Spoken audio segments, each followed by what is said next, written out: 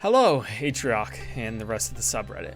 I thought I'd try and make a little bit of an informational video here. I know I'm no Dr. Battle, no Targeting Tuesday battle report, but I tend to know a lot of things about stuff that most people don't know about. I'll have credentials and all that in the end of the video if you're interested, along with all the sources that I use that weren't just from my own brain. This is for all my artists and fellow ethical art enjoyers out there. You know, AI art, how it definitely doesn't steal tons of content and uses it for profit. There's been a lot of news happening with it recently. A real quick history between artists and AI generation systems.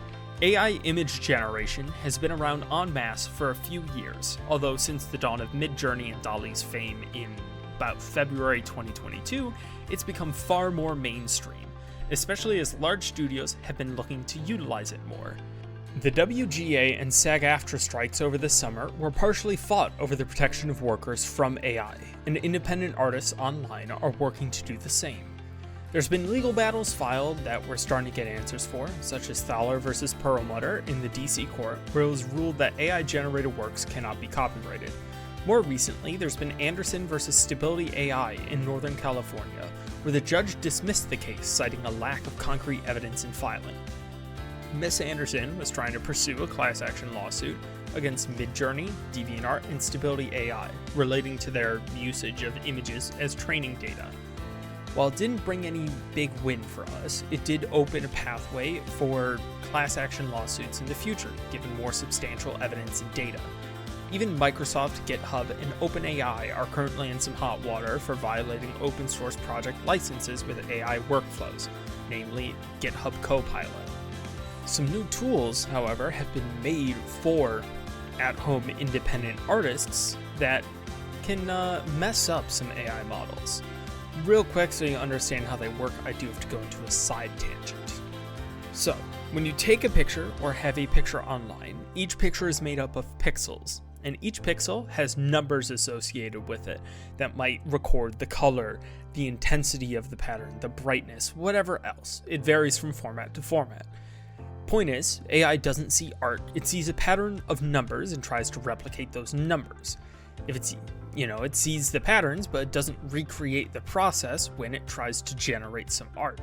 So, if you take a human art and crank up the saturation, this piece is made by my wonderful friend Peachy Ghoul, you can see the strokes that went into it. You can see that an artist made it. It has patterns that don't look arbitrarily fabricated. They were done with the purpose of, looking good. If we do that with the AI art and crank up the saturation, you see artifacts showing up, colors that don't really fit in. You don't see strokes and patterns like that. You only see, these weird fabricated lines.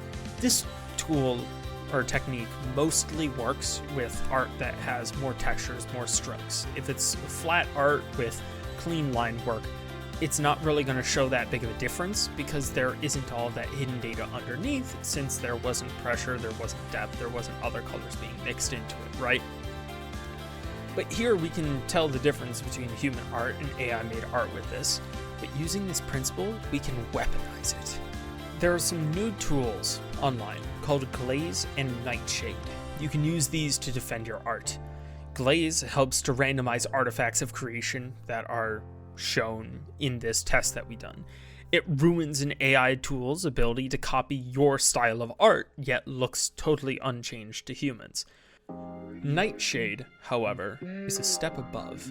It's an active data poisoning mask. It works similarly to Glaze, where it messes up all of those artifacts, but instead of just hiding your style, it works to mess up the data model's integrity. You can see in this comparison how the more poisoned images are fed to a model, the more that model can't make what is asked of it. So, I would like to ask all of my artists out there, please use these tools. They work for now, and they're not future-proof, but you have some techies on your side of this fight for human creativity who will keep developing more tools in the future.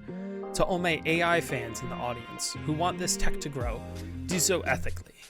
Getty Images Generator uses ethically sourced images, and Adobe Firefly, as much as I despise Adobe for their business practices, uses voluntarily submitted items and has a compensation plan in place for artists. And atrioc, if you're watching this on stream, thanks for giving me your time. I hope you enjoyed. I'll be back in a little bit with details on keeping your personal web browsing as safe as possible. Here are my sources. Pause if you'd like to look them over. And as far as credentials and who I am, I graduated with a Bachelor's of Science in Information Technology Management. I have 2 industry-recognized CompTIA security-focused certifications. I've been teaching cybersecurity at a graduate level for 3 years at university, and I've been teaching cybersecurity and online safety for about 7 years at a high school and middle school level. I'm currently doing my hobby and fun times in malware research and reverse engineering, and I hope you all learned something. Thank you.